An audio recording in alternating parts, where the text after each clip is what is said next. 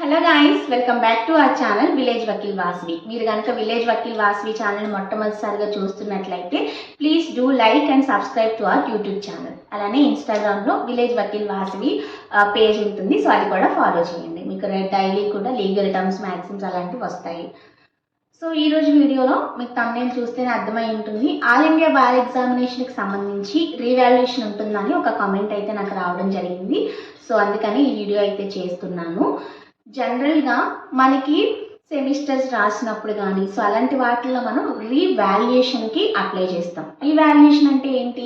మళ్ళీ paper corrections చేసి, ఇప్పుడు మార్క్స్ మనం బాగా రాసాము, 90 ఎక్స్పెక్ట్ చేసాం అనుకుందాం, ఫర్ ఎగ్జాంపుల్ 60-70లోనే ఆగిపోతే మేము బాగా రాసాం అనుకున్నప్పుడు మనం రీవాల్యుయేషన్ పెట్టుకుంటూ ఉంటాము. లాలో అసలు కొన్ని యూనివర్సిటీస్లో అయితే మనకి ఏమవుతుందంటే తక్కువ మార్క్సే ఫస్ట్ వస్తాయి, రీవాల్యుయేషన్ తర్వాత కొంచెం పెంచడం అట్లా జరుగుతూ ఉంటుంది. So these are the common things మనం చూస్తూ ఉంటాం. మరి ఆల్ ఇండియా బార్ ఎగ్జామినేషన్కి రీవాల్యుయేషన్ ఉంటుందా?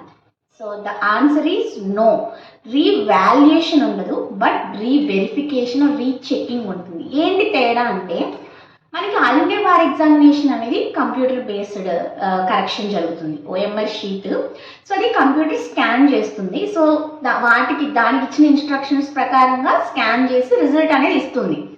సో మనకి వచ్చి ఇప్పుడు కట్ ఆఫ్ 100 మార్క్స్కి 37 for SC ST, 42 for OCBC. అంటే జనరల్ కట్ ఆఫ్ వచ్చేసరికి 45 and 40, బట్ ఇప్పుడు మనకి 7 విత్డ్రా చేసుకోవడం వలన ఏర్పడింది ఏంటంటే 37, 42 అనేది రావడం జరిగింది. మీ అందరికీ చాలా మందికి తెలుసు ఆల్రెడీ. అయితే మరి ఈ రీవెరిఫికేషన్ అంటే ఏంటి, అసలు ఏం జరుగుతుంది?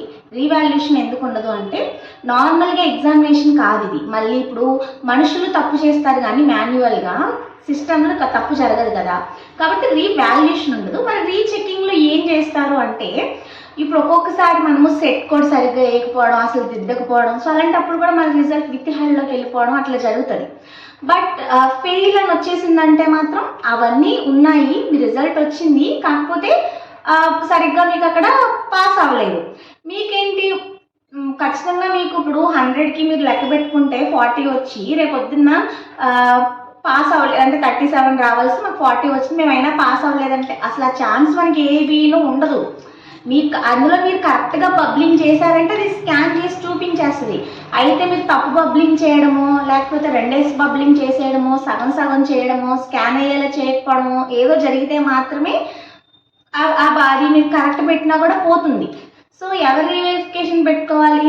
ఇంకా ఎక్స్ట్రాగా ఫిల్ చేయాల్సినవి చాలా ఉంటాయి. రిజిస్ట్రేషన్ నెంబరు, సెట్ కోడ్, ప్రతిదీ కూడా మనకి ఏవైతే ఉంటాయో డీటెయిల్స్, లాంగ్వేజ్, అవన్నీ మనం ఫిల్ చేయాలి.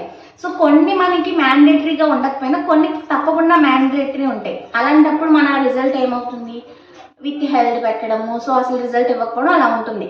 ఒకవేళ మీకు ఇంకా డౌట్, మళ్ళీ ఒకసారి స్కాన్ చేయిస్తే అవుతుందేమంటే, ఒక్కొక్కసారి బై మిస్టేక్గా కూడా రేర్గా అవ్వచ్చు. ఒకటి సరిగ్గా మీరు ఫిల్ చేయకపోవడం వల్ల ఒక్కొక్క సిచ్యువేషన్ అది మళ్ళీ స్కాన్ అవ్వచ్చు. సో అలా హోప్ ఉన్నప్పుడు మీరు రీచెకింగ్కి అప్లై చేసుకోవాలి. అప్లై చేసుకుంటే వాళ్ళు మళ్ళీ ఒకసారి మనకి రిజల్ట్ అనేది ఇస్తారు. అయితే ఇది ఎట్లా జరుగుతుంది, ప్రాసెస్ ఏంటి? మనకి రిజల్ట్ వచ్చేసిన తర్వాత రీవెరిఫికేషన్కి అంటే రీచెకింగ్కి కూడా ఒక నోటిఫికేషన్ రిలీజ్ చేసి టైం ఇస్తారు. మీరు అక్కడ అప్లై చేసుకోవాలి. రీవెరిఫికేషన్ ఫీ కూడా 200 అంతే ఉంటుంది.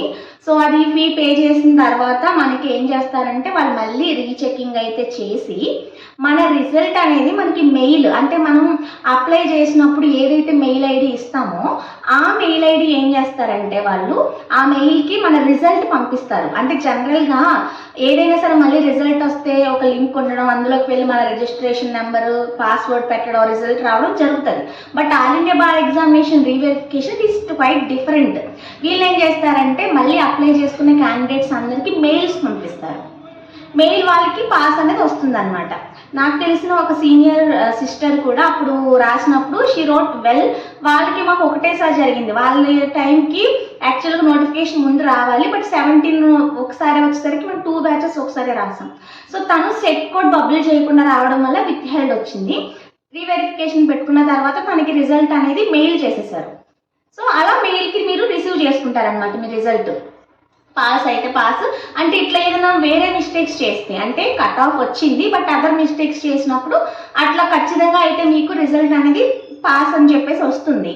బట్ కట్ ఆఫ్ మీరు ఏదైనా రాంగ్ బబ్లింగ్ ఇంకా ఇప్పుడు కరెక్టే పెట్టారు, రెండిట్లో బబ్లింగ్ చేస్తే ఉపయోగం ఏంటి, ఏదైనా తీసుకుంటుంది కాబట్టి ఆ బిట్ వరకే పోతుంది. చాలామంది అడుగుతున్నారు, మేము ఒక్కొక్క దాంట్లో రెండు బబ్లింగ్ చేసేసాము, ఇప్పుడు అసలు మాకు రిజల్ట్ వస్తుందా అంటున్నారు. ఏం బాధపడవసరం లేదు, ఖచ్చితంగా రిజల్ట్ అనేది వస్తుంది, అదొక్క క్వశ్చనే పోయిద్ది.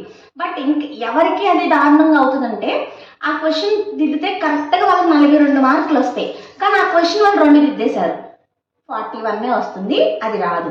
సో కొంతమంది ఏమంటున్నారంటే నాకు 36 వచ్చాయి, 37కి ఆపర్చునిటీ ఉంటుంది, రివాల్యూషన్ పెట్టుకుంటే వస్తుందా అంటే మీరు మంచిగా క్వశ్చన్స్ పెట్టి బబ్లింగ్ నీట్గా చేస్తేనే అవి స్కాన్ అయ్యి వస్తుంది తప్పితే మీరు సరిగ్గా ఆన్సర్ చేయకుండా రీవెరిఫికేషన్ పెట్టుకున్న ఉపయోగం ఉండదు.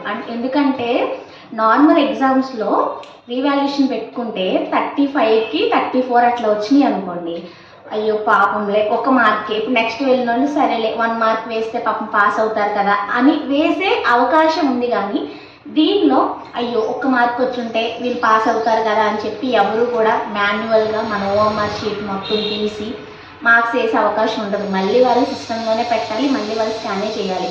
కాకపోతే వాళ్ళు పాపం కన్సిడర్ చేసే థింగ్ ఏముంటుందంటే ఓకే సెట్ కోడ్ తప్ప, సరే మనమే సెట్ కోడ్ వాళ్ళు లేదు, వాళ్ళు మన ఇన్ఫర్మేషన్ మనం పెడతాం కదా, సో ఓకే సెట్ కోడ్ లేదా, సరే నెంబర్ ఉంది కదా, నెంబర్ ఒకటి టైప్ చేసి వాళ్ళ నేమ్ వస్తుంది కదా, చూసి రిజల్ట్ ఇద్దాము. సో అట్లా ఆలోచించే అవకాశాలు ఉంటాయి. కానీ ఇట్లా 1 యాడ్ చేద్దాం 2 యాడ్ చేద్దాం అనే ఇది మనకి ఏఐబీలో ఉండదు. అందుకే నేను మీకు ఏఐబీ వీడియోస్ చేస్తున్నప్పటి నుంచి ఒకటే చెప్తున్నది, అటు ఇటుకి విత్డ్రాల్ చేసినప్పుడు ఇలా చేసినప్పుడు ఎఫెక్ట్ అయిపోతాం. 7 క్వశ్చన్లు విత్డ్రా చేయడం వల్ల ఎంతమంది ఎఫెక్ట్ అయిపోయారు. సో కాబట్టి ఒక 50 మార్క్స్ మనం నీట్గా రాసుకుని వస్తే, సో ఇది ఓపెన్ ఎగ్జామ్ లాగా కనిపించే ఓపెన్ ఎగ్జామ్ కాంది, దీనిలో చాలా టిప్స్ ట్రిక్స్ అవన్నీ చాలా ఉంటాయి, అవన్నీ తెలియకుండా రాస్తే చాలా సమస్యలు ఎదుర్కోవాల్సి వస్తుంది. కాబట్టి 50 వచ్చేసిన వాళ్ళు చక్కగా ఆ 7 మార్క్స్ కరెక్ట్ 7 మార్క్స్ విత్డ్రా చేయకుండా వచ్చినా కూడా అంటే ఆ 7 మార్క్స్ పోయినా కూడా సేఫ్ అయిపోతారు. కాబట్టి ఎప్పుడైనా సరే ఒక 5 మార్కులు ఎక్కువ తెచ్చుకోవడమే ఉత్తమమైన పని. కరెక్ట్గా వచ్చిన వాళ్ళందరికీ ఈ 7 విత్డ్రా క్వశ్చన్స్ వల్ల చాలా ఎఫెక్ట్ అయ్యారు. So that is very bad thing. So ఇదన్నమాట, ఈ రీవెరిఫికేషన్ అనేది మనకి ఇక్కడ రీవాల్యుయేషన్ ఉండదు, but it is reverification or rechecking of OMR sheets, that's it. దీనిలో రీవాల్యుయేషన్ అనేది మనకి ఉండదన్నమాట.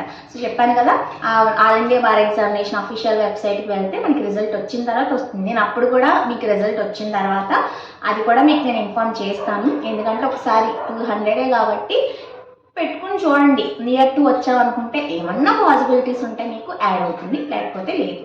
సో ఇది అంటే 1, 2 అలా ఉన్నప్పుడు ఏదైనా స్కానింగ్లో మిస్టేక్ ఉండదు. బట్ ఒక్కొక్కసారి మీరు ఒకటి నిండుగా చేసి ఒకటి లైట్గా చేస్తే తర్వాత అది అవ్వకుండా ఉండే అవకాశం కూడా rare, it is very rare. So కాబట్టి ఇది ఈరోజు వీడియో మీకు క్లారిటీ వచ్చిందని అనుకుంటున్నాను. ఆల్ ఇండియా బార్ ఎగ్జామినేషన్కి సంబంధించి రీవెరిఫికేషన్ రీవాల్యుయేషన్ అనే దాని గురించి. అట్లానే మీకు ఇంకా ఎలాంటి డౌట్స్ ఉన్నా కానీ కామెంట్స్లో షేర్ చేయండి, తప్పకుండా మనం వాటిపైన వీడియోస్ అయితే చేద్దాము. ఓకేనా? మీకు ఈ వీడియో నచ్చింది అనుకుంటే కనుక, యూస్ఫుల్ అవ్వింది అనుకుంటే కనుక వీడియోకి లైక్ చేసి ఛానల్ తప్పకుండా సబ్స్క్రైబ్ చేసుకోండి. Do like, share, comment and subscribe to Village Vakeel Vasavi YouTube channel. మరొక వీడియోతో మళ్ళీ కలుసుకుందాం. Until then keep watching.